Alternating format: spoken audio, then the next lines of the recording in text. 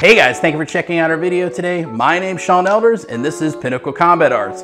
Like, subscribe, comment down below, hit the bell so you can be notified every time we get a new video. Today we're going to be working on double stick Contra Sumbrada. Let's get started.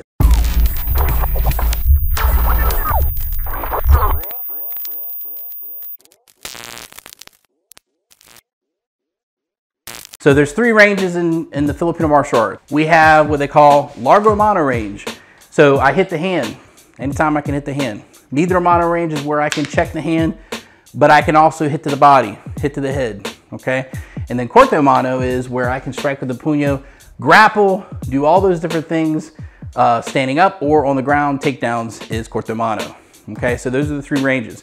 We're gonna be working inside the midro mano range, okay? So the first one is, you're gonna do, if you look into my old past videos, we do have Contra Sumbrada single stick, okay? Now we're gonna do double stick. And this is gonna be just the 3-count Sumbrada, okay? So when he gives me number 1, I'm gonna do a roof deflection, or some people like to call roof block, but it's really not a block necessarily. Then this hand comes in and checks in, okay? In other words, if it was single, I would be checking with the hand, but in this case, I would be checking with the secondary weapon, and it would be striking to the hand, okay? I do a number 1, he does an inside deflection or inside sweep, whatever way you wanna call it. Then what he does, he goes and does a 4. He does a, to my stomach, and I drop down, okay? This drops down and deflects the strike. This could go to the hand, okay? That's ideal, all right? So then we come back up, he does a roof deflection and checks. I like to call it a deflection. The reason why I like to call it a deflection is this. When we do it, a block means that we are taking on its complete force like this, okay? And a deflection is where I'm gonna be passing that energy and moving that energy, okay? Blocking is stagnant. Blocking is not moving. Blocking is not, it is taking on force against force. You necessarily do not want to do that. If you can get away with it, try not to go force against force. You want to try to let that reverberation go somewhere else, and you want to move that attack and create new lines of attack and new openings. So when we do that, when I come in, I'm kind of allowing this to move as it comes in. It's also naturally, when you do a roof, it's a shape of a roof, you know, like a house, okay, or an arrow.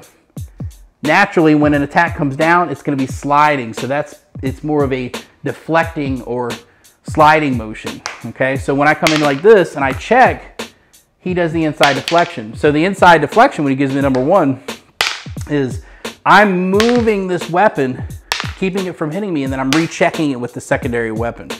That's very important. Now, when he gives me the number 4, okay, I'm creating a wedge, okay, which is a stoppage, and then this hand either comes down, cracks down. If this is an edged weapon, this can thrust into the body, okay? It can do many different things. So that's very important for you to remember when we're doing this, okay? So let's go ahead and go through the movements. Roof, number 1, drop stick, inside deflection. So again, like I said, with the inside deflection, make sure you check it and then you recheck it, and then look, it's coming in where the opening is. The other aspect of Contra Sumbrada is which means counter for counter. Contra Sumbrada simply means that I'm going to attack where there is an opening. So it's teaching you how to identify attacks, okay, when they're coming in and how to deal with them.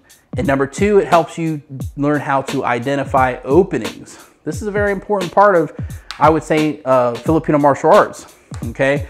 It addresses how to deal and how to find new openings and new lines of attack. So when he gives me number 1, I do that inside deflection, I recheck, and I slide.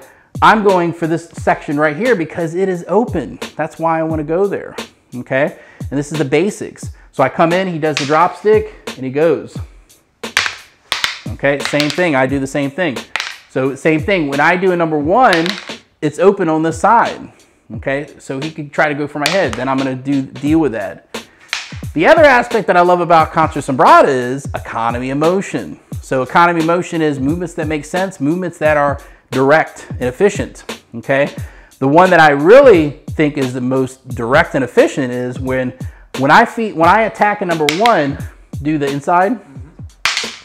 Right now, he could come in at me really quickly, but me dropping my weapon down to stop it, okay, is very economy of motion. It's very efficient. So that's what I love about Contra Sumbrada, because it helps students start to understand economy of motion, which most people think of economy of motion, they think of Bruce Lee's Jeet Kune Do, but economy of motion should be in everything that you do, okay, in your martial arts. So when the number one comes in, so we're gonna start flowing. About to do the 5 count.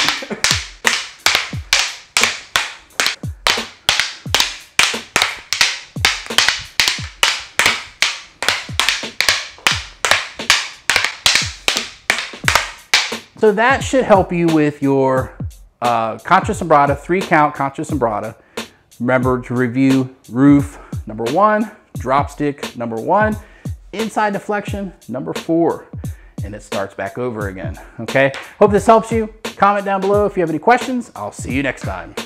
Go to our website, pinnaclecombatarts.com. There you can find out more about what I do and the classes that I provide.